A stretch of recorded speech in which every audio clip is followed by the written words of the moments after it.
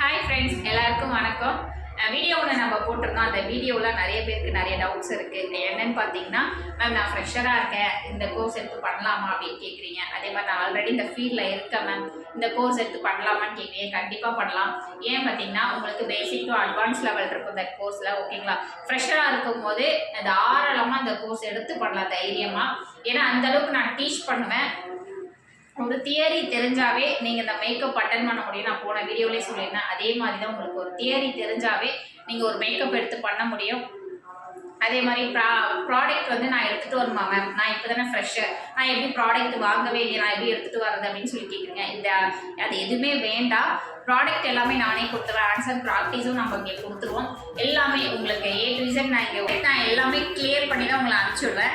என்கிட்ட முடிச்சுட்டு நீங்கள் போகும்போதே நீங்கள் ப்ரைடை அட்டன் பண்ணலாம். அந்த அளவுக்கு நான் உங்களை ப்ரிப்பேராக தான் வெளியில் அனுப்புவேன். ஓகேங்களா?